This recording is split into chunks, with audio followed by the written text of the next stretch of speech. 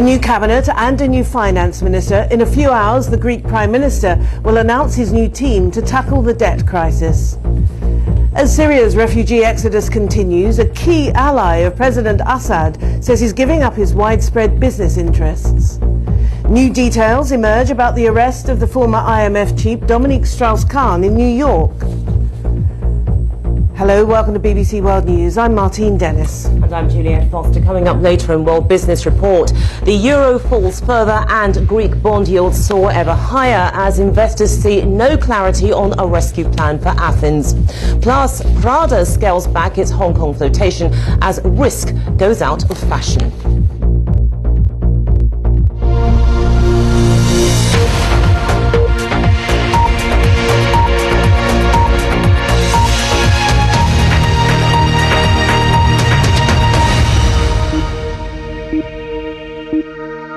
A reshuffle of the Greek cabinet, including the appointment of a new finance minister, is expected to be announced shortly by the Prime Minister George Papandreou. Financial markets around the world have fallen as Greece struggles to meet austerity measures demanded by the International Monetary Fund and the European Union. Mr. Papandreou will put the new cabinet to a vote of confidence in Parliament. And on the wider European stage, the German Chancellor Angela Merkel will meet the markets generally are spooked, aren't they? What is the current state of play? The current state of play, for example, is if you take the yield on the 2-year Greek bond, you're looking at a note which has gone up just over 30%. So in other words, the yield has gone up, the price has gone down. Take that in its context. It's saying that if you're actually going to buy this paper, yes, it's very cheap, but the risk is very, very high. Do you really want something which is potentially at junk status? Remember, junk, not actually throwing something in the bin, but it is basically that the risk is so high. If you're willing to carry it, the return is quite substantial. But that's the problem. There is too much indecisiveness, not just happening in Athens, but also in Europe itself. There is a division because remember, the Germans are saying we do not want to be seen as the ATM of Europe. We don't really see why the burden of actually bailing out economies like Greece, Portugal, Ireland, indeed anybody else that joins the Contagion Club, that burden should fall on the German taxpayer. On the other hand, what the ECB is saying is we don't want any form of restructuring. And isn't it predictable? Of course it is. Because just looking at the figures, the ECB, it actually has something like $180 billion worth of exposure. It's been taking Greek bonds. It's been taking collateral. So if there is a default, it's going to hit the ECB. Some are saying maybe it could wipe it out. I don't know. I don't have the keys to the Treasury. But it's not alone. There are other big banks across Europe which have that exposure. This situation is so serious that some people are drawing comparisons with Lehman Brothers. It's that bad. Right, thank you very much indeed, Juliette. And of course, we'll be talking about this a lot more later on in the story programme. on World Business Report, yeah. Right, thank you. Now to matters Syrian, and state television there has announced that one of President Assad's closest associates is now giving up his widespread business interests. Rami Makhlouf, who's the president's cousin, controls Syria's largest mobile phone company as well as hotels and construction firms. Meanwhile, protests against the government have been continuing in the country. Daniel Griffiths reports. Andrew Tabler is an expert on Syria at the Washington Institute for Near East Policy. He joins us live now from Washington. First of all, can we talk about Rami Makhlouf? Much indeed for joining us here at BBC World News. Let's have a look and see what's going on around the rest of the world now. And America's top military officer has said the US will hunt down the new leader of Al-Qaeda, Ayman al-Zawahiri. The chairman of the Joint Chiefs of Staff, Admiral Mike Mullen, said he wasn't surprised by the choice of the Egyptian militant to succeed bin Laden, who was shot by American forces in Pakistan last month.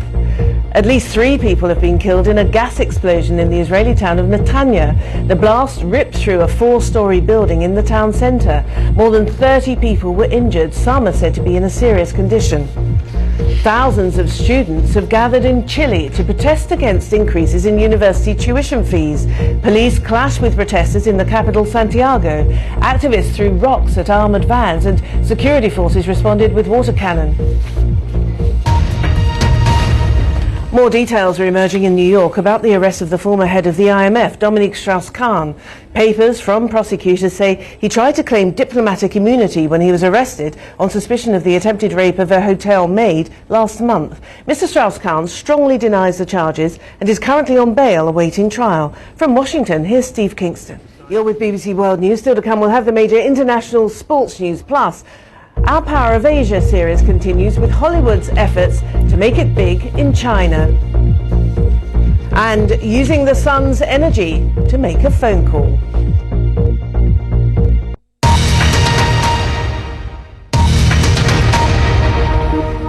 Our top stories here at BBC World News this morning. The Greek Prime Minister is due to announce his new team to try to tackle the debt crisis. That'll happen in a couple of hours from now. As pressure mounts on President Assad of Syria, a key ally says he's giving up his widespread business interests. Now this week, Hollywood's top lobbyist, the former US Senator Chris Dodd, arrived in China to meet government officials and to give the keynote address at the Shanghai International Film Festival. The aim was to improve relations. America wants more access to China's booming cinema market, which last year grew by 65%. But China is resisting through a quota system aimed at preserving its local industry. Tom Brook reports on Hollywood's efforts to get a bigger slice of China's box office revenues. You can keep up to date with our Power of Asia season. It's online on our website. There you'll find an interactive graph where you can see how Asia's growth has impacted on social factors such as health and education in different countries around the region. Now that's the BBC's Power of Asia season on the BBC News website.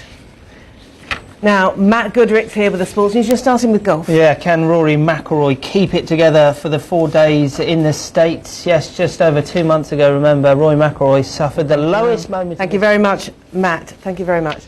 Now, if you've ever needed to make a phone call but you can't because your mobile battery is running low, this is for you, because a group of Serbian university students have come up with the world's first public solar-powered mobile phone charger, and it's installed in a town outside Belgrade. They've also won a prestigious European Union prize for their efforts. Our Belgrade correspondent Mark Lowen went to take a look. What a great idea. Lots more to come, so don't go away.